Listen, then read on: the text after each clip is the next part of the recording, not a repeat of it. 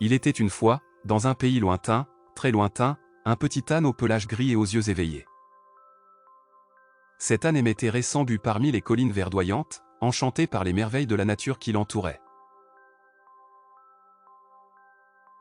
Les nuages dans le ciel jouaient à cache-cache avec le soleil, les feuilles des arbres dansaient au rythme du vent, et les petits oiseaux chantaient des mélodies qui semblaient toucher directement son cœur.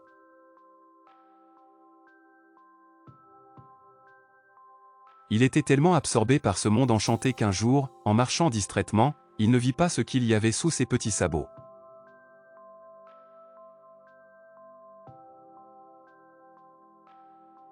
Et ainsi, avec un pas maladroit, il est tombé droit dans un puits abandonné. Heureusement, le puits n'était pas assez profond pour le blesser, mais il était si étroit que l'âne s'est retrouvé coincé, incapable de s'échapper. Il a essayé de grimper les murs glissants, mais tout ce qu'il a réussi à faire, c'est de se fatiguer à un point insupportable. Au plus profond de son désespoir, il se mit à braire bruyamment, un son triste résonna dans les parois du puits, mêlant à ses larmes de tristesse. Il était sur le point de perdre tout espoir quand, soudain, il vit un visage apparaître dans l'obscurité au-dessus de lui. C'était un garçon aux yeux pétillants et aux cheveux bouclés, avec un sourire éclatant comme un rayon de soleil après la tempête. En voyant ce sourire, l'âne se sentit envahi par un sentiment de soulagement, convaincu que le garçon allait chercher de l'aide. Mais en réalité, c'était tout autre. Le garçon, célèbre dans tout le pays pour ses plaisanteries, avait autre chose en tête. Il a couru chercher ses potes, pas pour sauver l'âne, mais pour en profiter.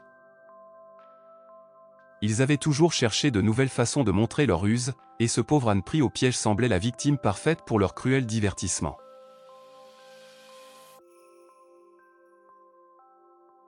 Quand Eleutério, le chef de la bande, a proposé d'enterrer l'âne sous une montagne de terre, seuls quelques-uns ont hésité. Mais la pression du groupe et la peur d'être exclus ou moqués ont eu raison de leur conscience. Alors que les garçons ont commencé à jeter de la terre dans le puits, l'âne a réalisé que la situation devenait désespérée. Mais au lieu de se rendre, quelque chose en lui s'est réveillé. À chaque fois qu'un peu de saleté tombait sur son dos, il secouait son corps et piétinait la terre, l'utilisant comme un marchepied pour se rapprocher de plus en plus de la sortie. Avec une détermination étonnante, il a transformé ce qui aurait dû être sa fin en une issue de secours. Après des heures de travail acharné, pendant que les garçons continuaient de rire et de se moquer de lui, l'âne fit un dernier saut désespéré. Et d'un saut qui a surpris tout le monde, y compris ses amis, il a réussi à se libérer de la trappe. Son cri de victoire a retenti à travers la campagne, un hymne à la persévérance et à la détermination. Pourtant, ce n'est pas la fin de l'histoire. Une fois libéré, l'âne ne s'est pas contenté de s'éloigner simplement. Non, il s'est mis à poursuivre les garçons qui avaient essayé de l'enterrer, leur montrant qu'il n'était pas la victime sans défense qu'il pensait. Eleutério, le garçon impitoyable, courut désespérément chez lui, avec un nouveau respect pour l'âne et une leçon qu'il n'oublierait jamais. Cette histoire, chers auditeurs, nous apprend non seulement la force de l'esprit indomptable d'un âne face à l'adversité, mais aussi des leçons précieuses de la vie.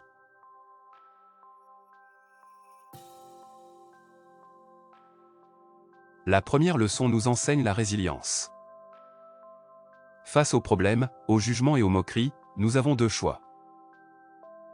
Nous pouvons soit succomber sous le poids de l'adversité, soit utiliser chaque obstacle comme une marche pour avancer, transformant les critiques en opportunités de croissance.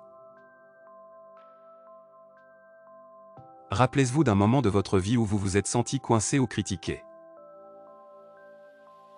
Comment avez-vous réagi? Comment pourriez-vous utiliser cette histoire pour affronter des situations similaires à l'avenir? La deuxième leçon porte sur les actes et leurs conséquences. Le comportement du garçon malpropre et de ses amis nous montre que tirer profit de la vulnérabilité des autres ne mène qu'à des résultats négatifs. Ce que l'on fait aux autres, tôt ou tard, nous revient. Avant d'agir, pensez aux conséquences de vos actions. Si vous étiez à leur place, comment vous sentiriez-vous? Enfin, l'histoire de Démétrio nous enseigne l'importance d'écouter notre voix intérieure et d'avoir le courage de dire non lorsqu'on nous demande de faire quelque chose que nous savons être mal.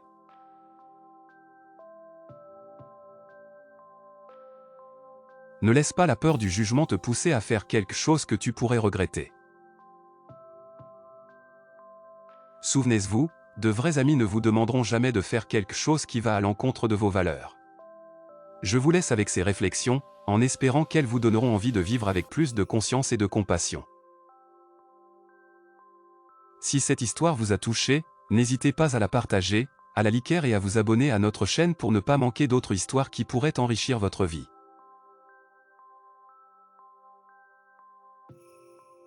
Dans les commentaires, partagez les enseignements que vous avez tirés de cette histoire. Merci d'avoir regardé notre vidéo, nous espérons qu'elle enrichira positivement votre vie. Si vous avez apprécié, cliquez sur « J'aime » et rejoignez notre chaîne Esprit en évolution pour ne pas rater la prochaine vidéo.